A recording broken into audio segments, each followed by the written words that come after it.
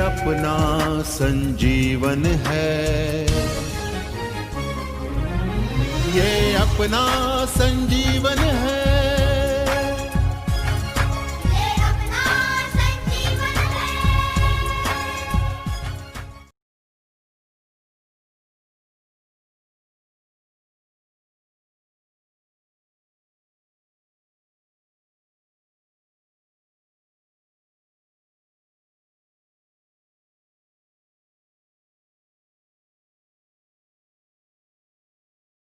Hello बच्चों, आज हम वसंत भाग 3 कक्षा 8वीं से नया पाठ देखेंगे।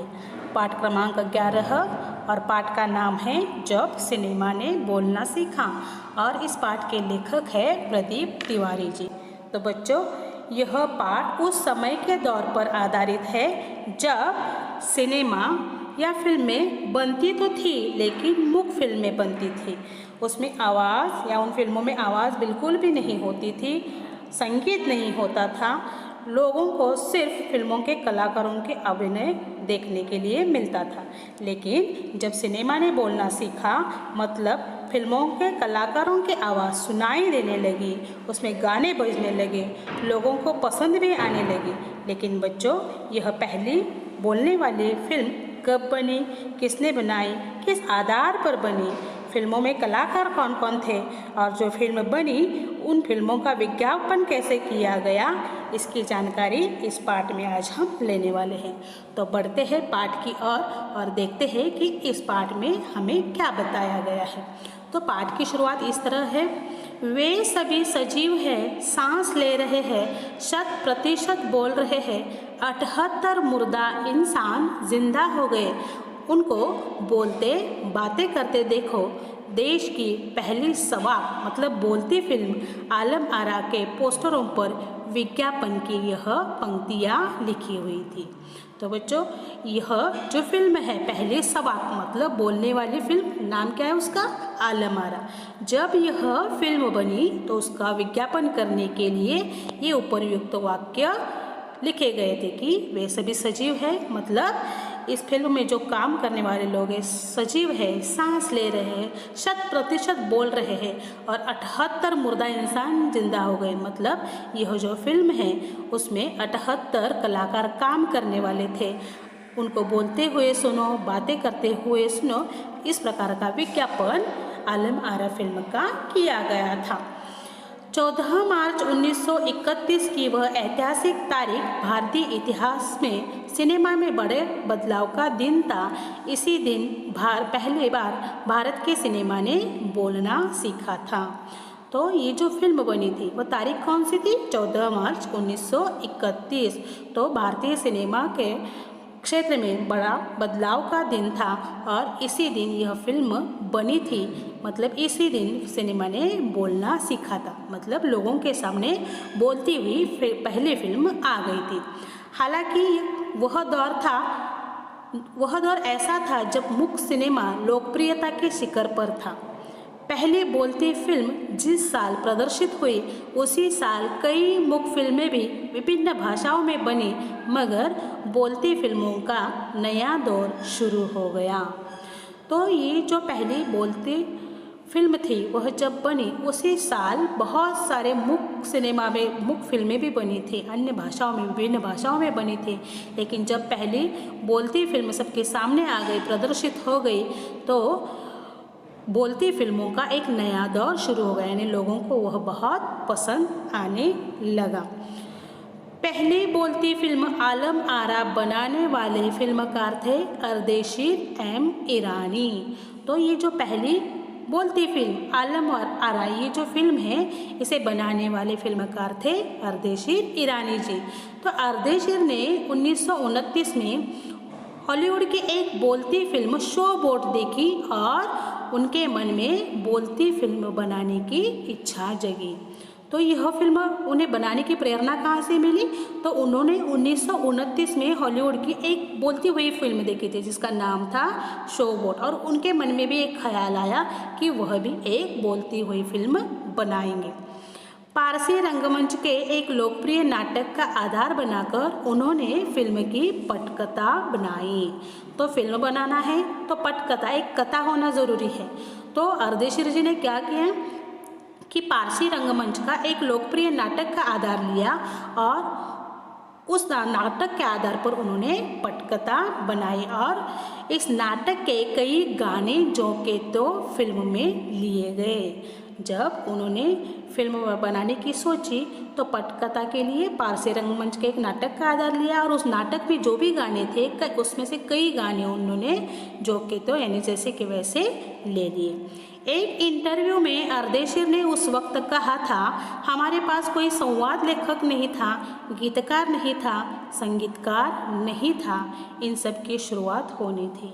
तो एक इंटरव्यू लिया गया जिसमें अर्देशीर ने उस वक्त कहा था कि जब वे फिल्म बनाने की सोच रहे थे तो उस फिल्म के लिए जो संवाद चाहिए वह संवाद लेखक उनके पास नहीं था, गीत चाहिए तो गीतकार नहीं था, संगीतकार नहीं था, इन सब की तो शुरुआत होनी ही थी। तो अर्देशीर ने फिल्मों के गाने के लिए स्वयं की धुनें चुनी। तो आजकल की फिल्मों में हम देखते हैं कि अलग अलग संगीतकार, गीतकार, संवाद लेखक, जो डायरेक्टर होते हैं वो अलग अलग होते हैं। तो अर्देशीर ने क्या किया, तो फिल्मों के गाने बनाने के लिए उन्होंने स्वयं की ही धुनें चुनी थी। फिल्म के संगीत में महज 3 तबला, वाद्य तबला, हारमोनियम और वायलिन का इस्तेमाल किया गया। तो संगीत जरूरी है, गाने बजाने मतलब वहाँ संगीत होना बहुत ज़रूरी है। तो उस फिल्म में उन्होंने 3 ही जो संगीत वाद्य थे उनका सहारा लिया था। एक था तबला, दूसरा था हारमोनियम और तीसरा था वायलिन। इन तीनों वाद्यों का सहारा लेकर उन्होंने यह गाने बजाए थे। तो आजकल के गानों में हम देखते हैं कि बहुत सारा म्यूज़िक होता है, अलग अलग इंस्ट्रूमेंट बजाए जाते हैं, लेकिन तब सिर्फ तबला, हारमोनियम और वायलिन इन तीनों का प्रयोग किया गया था। आलम आरा में संगीतकार या गीतकार में स्वतंत्र रूप से किसी का नाम नहीं डाला गया। इस फिल्म में पहले पार्श्व गायक बने W.M. खान। तो फिल्म बनाने के लिए अलग संगीतकार होते हैं, गीतकार होते हैं।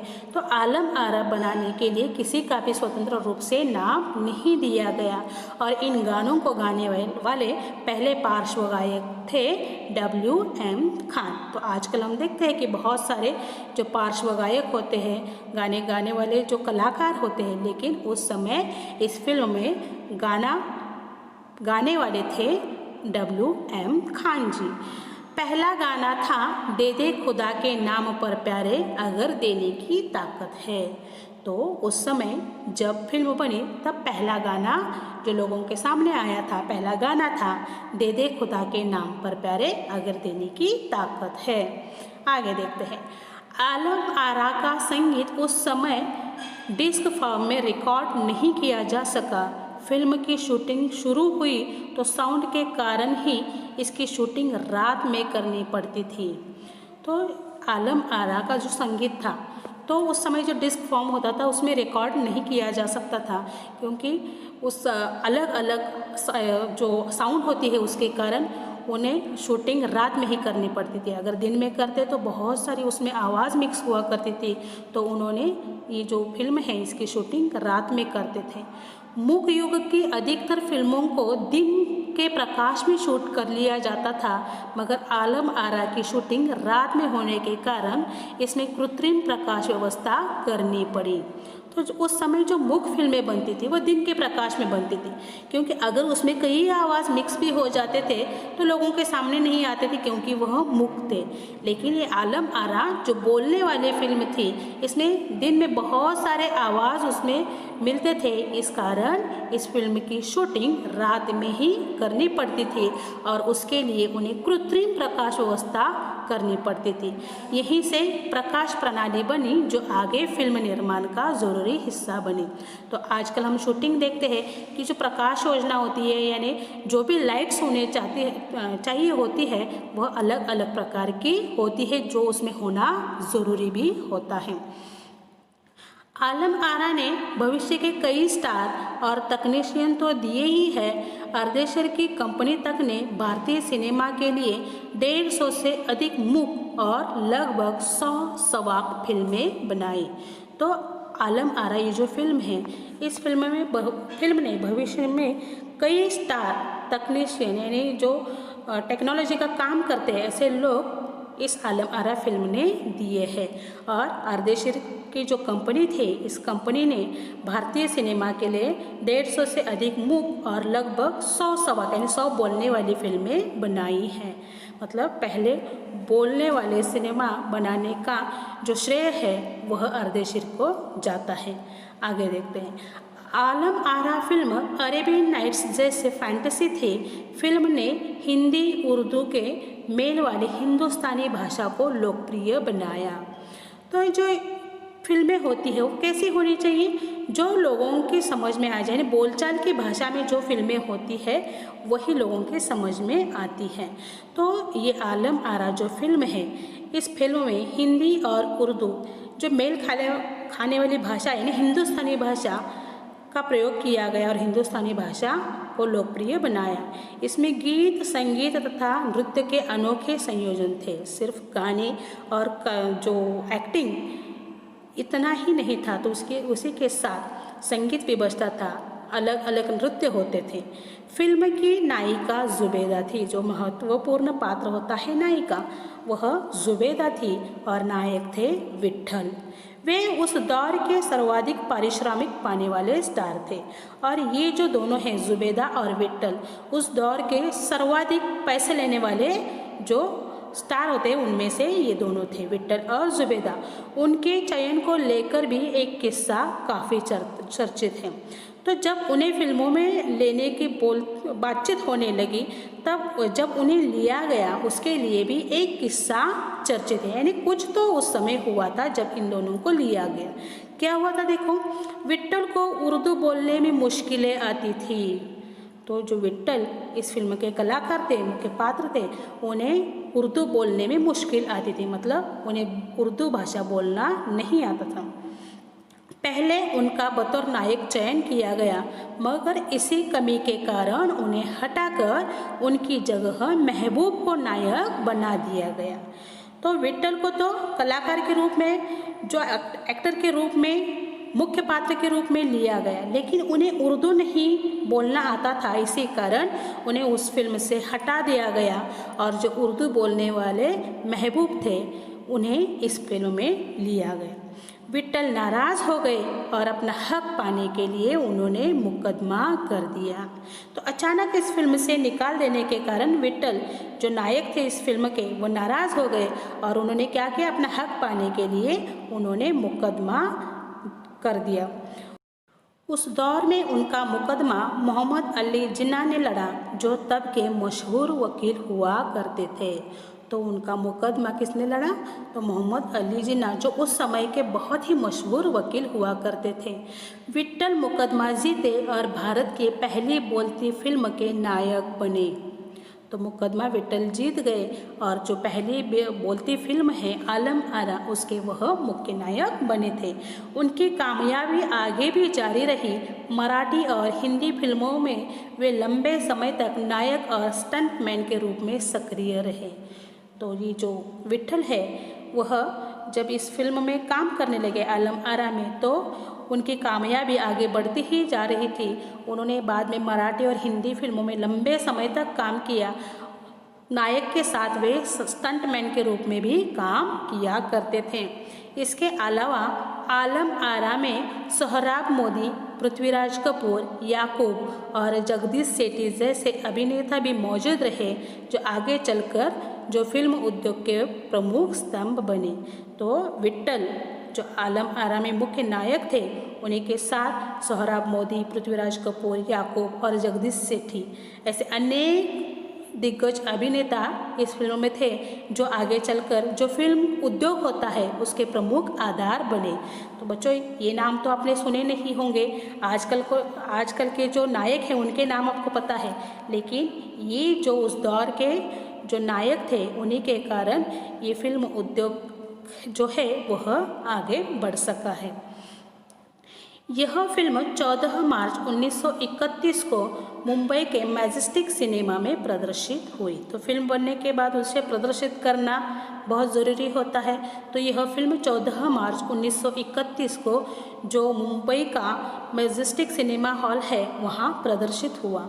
फिल्म 8 सप्ताह तक हाउसफुल चली और भीड़ इतनी उमड़ती थी कि पुलिस के लिए नियंत्रण करना मुश्किल हो जाया करता था।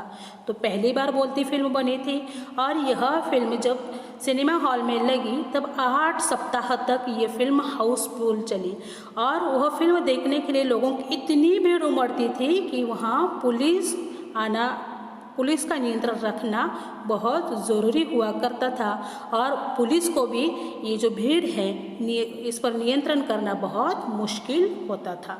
समीक्षकों ने इसे भड़कीली फैंटेसी फिल्म करार दिया था, मगर दर्शकों के लिए यह एक अनोखा अनुभव थी। यह फिल्म 10,000 फुट लंबी थी। इसे 4 महीनों की कड़ी मेहनत से तैयार किया गया था। तो जो समीक्षक है, जो आलोचक करने वाले हैं, उनके हिसाब से ये जो फिल्म है वो भड़कीली फैंटेसी थी, लेकिन जो देखने वाले दर्शक होते हैं, प्रेक्षक होते हैं, उनके लिए एक अनोखा अनुभव था। क्यों? क्योंकि उन्होंने पहली बार बोलने वाला जो सिनेमा है वह देखा था और ये जो फिल्म है वो 10,000 फुट लंबी थी। मतलब फिल्म की जो स्ट्रिप होती है या आपने कैसेट या वीडियो कैसेट देखा होगा, उसमें जो एक लंबी फीत होती है वह जो थी 10,000 फुट लंबी उसमें रिकॉर्ड किया गया था और यह बनाने के लिए 4 महीने लगे थे और वह जो फिल्म है 4 महीनों के कड़ी मेहनत के साथ बनाई गई थी। सवाक फिल्मों के लिए पौराणिक कथाओं, पारसी रंगमंचों के नाटकों, अरबी प्रेम कथाओं को विषय के रूप में चुना गया। तो बाद में अनेक फिल्में बनती गई, तो उसके लिए उन फिल्मों को बनाने के लिए पौराणिक कथा जो होती है, पारसी रंगमंच के जो नाटक होते हैं, प्रेम कथा हो, इन्हें चुना गया और उस पर पटकथा लिखी गई और आगे जाकर ये सवाक यानी बोलने वाली फिल्में बनने लगी।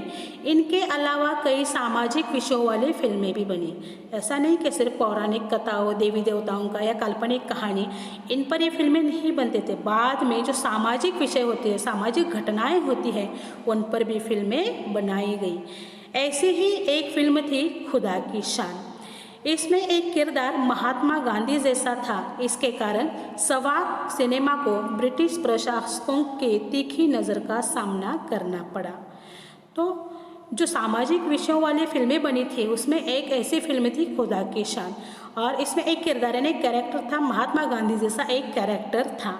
और जब ये फिल्म बनी तो इस फिल्म को जो ब्रिटिश शासक थे उनकी तीखी नज़र का सामना करना पड़ा, यानी जो ब्रिटिश शासक थे उन्हें यह फिल्म बिल्कुल भी पसंद नहीं आई थी। सवाक सिनेमा के नए दौर की शुरुआत कराने वाले निर्माता निर्देशक अर्देशीर इतने विनम्र थे कि जब 1956 में आलम आरा के प्रदर्शन के 25 वर्ष पूरे होने पर उन्हें सम्मानित किया गया और उन्हें भारतीय सवाक फिल्मों का पिता कहा गया, तो उन्होंने उस मौके पर कहा था, मुझे इतना बड़ा खिताब देने की ज़रूरत नहीं है, मैंने तो देश के लिए अपने हिस्से का ज़रूरी योगदान दिया है। तो बच्चों, जो आलम आरा पहली सवाक बोलने वाली फिल्म बनी, तो वो बनाने वाले जो अर्देशीर जी थे वो इतने विनम्र थे कि जब ये फिल्म प्रदर्शित होकर 25 साल पूरे हो गए और उन्हें सम्मानित किया गया, उन्हें सम्मानित कैसे किया गया, तो भारतीय सवाक फिल्मों का पिता कहकर सम्मानित किया गया। उस मौके पर अर्देशीर जी ने कहा कि ये इतना बड़ा आप मुझे खिताब दे रहे हो, इसकी कोई भी ज़रूरत नहीं है, क्योंकि मैंने क्या किया है, अपने हिस्से का योगदान जो देश के लिए देना ज़रूरी था वही मैंने यह काम किया है। जब पहली बार सिनेमा ने बोलना सीख लिया, सिनेमा में काम करने के लिए पढ़े लिखे अभिनेता अभिनेत्रियों की ज़रूरत भी शुरू हुई, क्योंकि अब संवाद भी बोलने थे, सिर्फ अभिनय से काम नहीं चलने वाला था।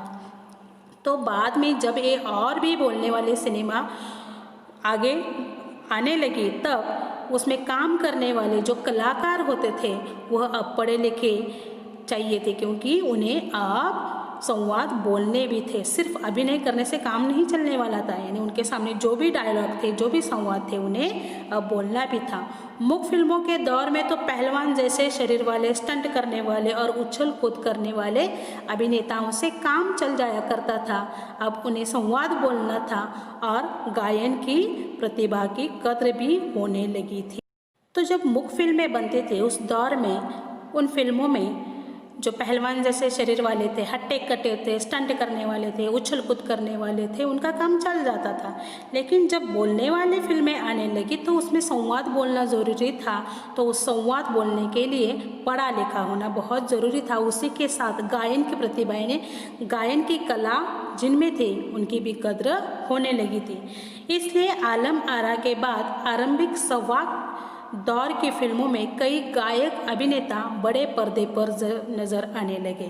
तो जब आलम आरा फिल्म के बाद और भी सवाक फिल्में बनने लगी, तब जो गायक अभिनेता होते हैं, यानी अभिनेता भी वही और गायक भी वही, ऐसे जो कलाकार थे वह पर्दे पर नज़र आने लगे, उन्हें काम मिलने लगा।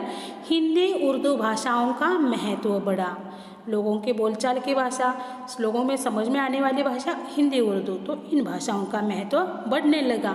सिनेमा में देह और तकनीक की भाषा की जगह जन प्रचलित बोलचाल की भाषाओं का दाखिला हुआ। तो पहले मुख्य फिल्मों में क्या होता था, सिर्फ एक्टिंग हुआ करती थी, लेकिन जैसे ही ये बोलने वाली सिनेमा आने लगी, तब जो जन प्रचलित यानी लोगों की भाषा बोलचाल में आने लगी, तो ये जो भाषाएं हैं इसमें हिंदी और उर्दू, इन भाषाओं की प्रसिद्धि मिलने लगी। सिनेमा ज़्यादा देसी हुआ, एक तरह की नई आज़ादी थी जिसे आगे चलकर हमारे दैनिक और सार्वजनिक जीवन का प्रतिबिंब फिल्मों में बेहतर होकर उभरने लगा। तो ये जो बोलने वाली सिनेमा है वह देसी होने लगे और एक तरह की नई आज़ादी थी, क्योंकि आगे चलकर क्या होने लगा, जो हमारे दैनिक जीवन होते हैं, सार्वजनिक जीवन होते हैं, इनका प्रतिबिंब, यानी जो भी दैनिक जीवन में चलता है या समाज में चलता है, उनका प्रतिबिंब फिल्मों के सहारे लोगों के सामने फिर से उभरने लगा था।